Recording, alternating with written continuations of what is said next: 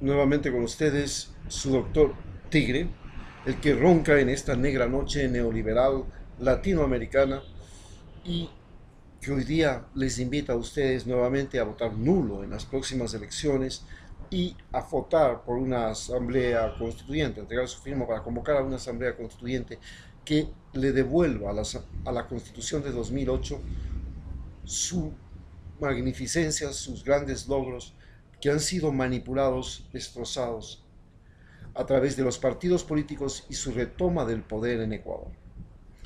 Estamos entonces entrando a la segunda fase ya después de que Rafael Correa consigue su mayor logro inicial, que es una nueva constituyente, una nueva constitución, y en esa nueva constitución hay cosas realmente extraordinarias, como los derechos de la naturaleza, y le convierten al Ecuador en el primer país del mundo que le da derechos a la naturaleza, algo que en el futuro será de seguro al, parte de todas las constituciones del planeta.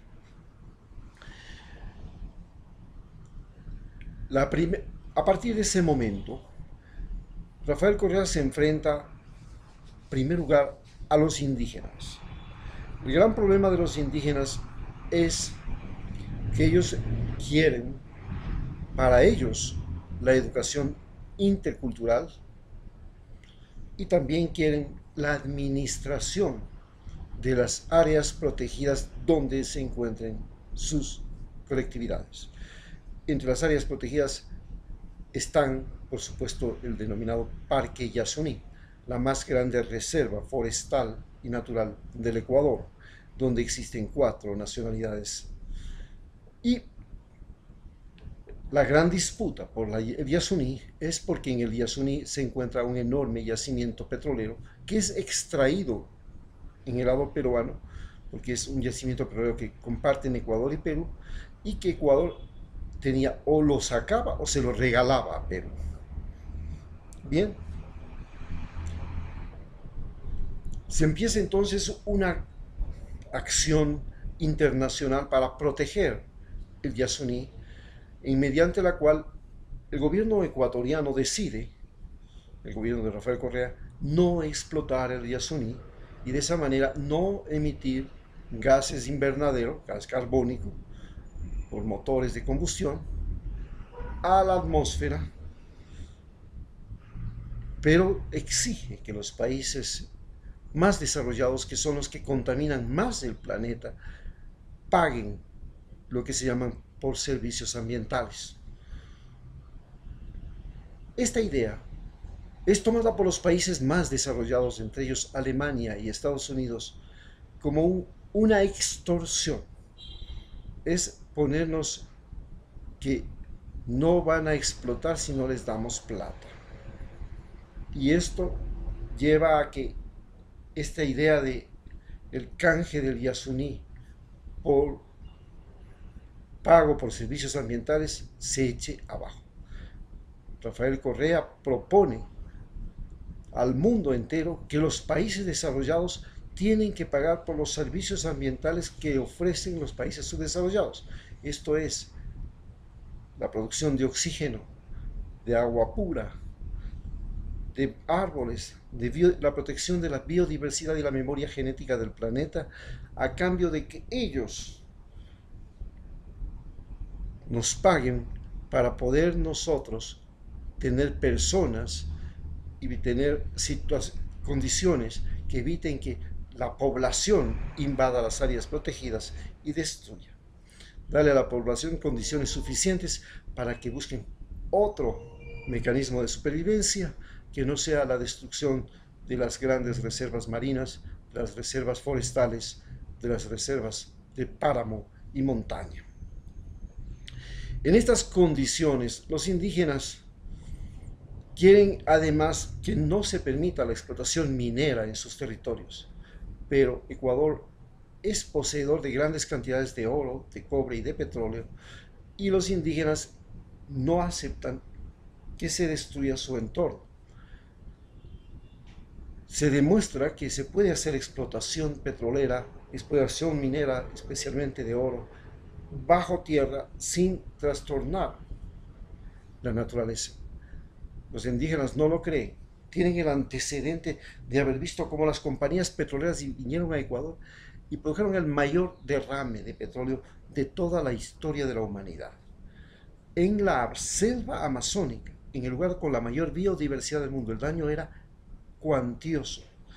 Y durante años llevaron una guerra contra la empresa Texaco, Chevron, en la que ganaron en Estados Unidos, pero esta compañía la trasladó el juicio a Ecuador, intentó sobornar a los jueces, no logró, perdió el juicio y luego, haciendo cientos y gastando millones de dólares, logra neutralizar la acción de los indígenas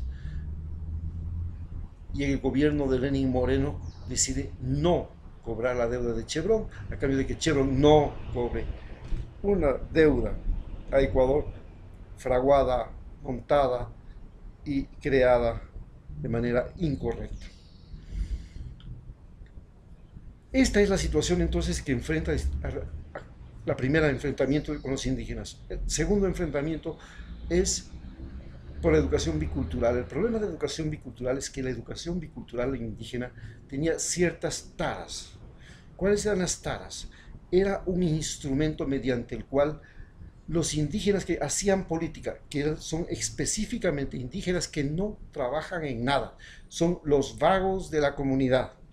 Estos indígenas que hacían política querían seguir haciendo política cobrando un salario del Estado mediante el pretexto de que enseñaban quichua y culturas indígenas.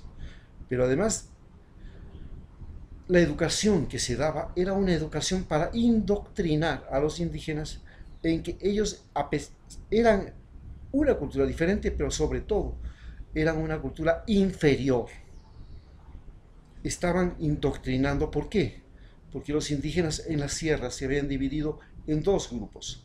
El grupo de indígenas alcohólicos, que eran evangélicos y que no estaban muy afiliados y muy pegados a lo que es la educación intercultural, y en cambio los indígenas alcohólicos, que comprendían la Amazonía y la sierra, que estos indígenas alcohólicos eran los que estaban a favor de la educación intercultural. La educación intercultural tenía un fondo alcohólico. El alcoholismo fue el mecanismo de conquista de los españoles y de sometimiento. Los indígenas en Ecuador viven para el alcohol, viven para la fiesta del santo, para la fiesta del prioste, para la fiesta del pueblo, para la fiesta de la minga, para la fiesta del partido de fútbol. Todo es alrededor del alcohol. Entonces teníamos que esto trata de contrarrestar Rafael Correa y recibe por supuesto una reacción brutal. Trata de introducir colegios del milenio con toda la tecnología para que la educación en el Ecuador sea homogénea, con la misma posibilidad para todos los ecuatorianos, sin dejar de lado que tenían que aprender dos idiomas, que era una gran ventaja, el quichua y el español, y además el inglés, trilingües, con lo cual los indígenas ecuatorianos pasaban a ser los individuos que valían por 3 personas, porque usted sabe que una persona que habla 2 idiomas vale por 2 personas. El último enfrentamiento que tiene Rafael Correa es con el problema de el agua. Es el gran motivo del enfrentamiento entre indígenas y el Rafael Correa. Los dos están de acuerdo en lo mismo, en que el agua no debe ser privada. Es decir, hay un punto de convergencia, pero los indígenas exigen que ellos tienen que ser los que administran el agua en el Ecuador y el gobierno dice no. Eso no lo vamos a permitir porque el agua no solamente es para los indígenas, también hay plantaciones de rosas, plantaciones de cacao, plantaciones de café, plantaciones de haciendas ganaderas y ellos también necesitan agua, pero además hay poblados. Y ellos dicen, no, nosotros somos los dueños del agua, queremos ser los dueños del agua. Y en este momento hay una gran pugna. Evidentemente el agua se ha convertido en el Ecuador, como en cualquier otra parte del mundo y en la gran parte del mundo, en el mejor negocio. Tenemos agua embotellada, agua en garrafones, agua para los municipios. Todo eso produce millones y millones de dólares. Se privatizó el agua. El agua es ahora una riqueza. Tenemos aquí inclusive la Coca-Cola, con la mayor planta de producción de Sudamérica en Ecuador, porque encontró agua en Machachi. Entonces el agua se volvió un gran conflicto y el conflicto fue, los indígenas querían manejar todas las cuencas hidrográficas. Querían que ellos sean los dueños de esas cuencas. Y el resto de ecuatorianos, no. Y entendamos que los indígenas solamente representan entre el 8 y el 12% de la población del Ecuador. Este era el gran conflicto que tuvo que enfrentar Correa con los indígenas. Bien, y lo resolvió. Y lo hizo una ley de aguas de la cual todos están contentos. Bien, con eso concluimos. Muchas gracias.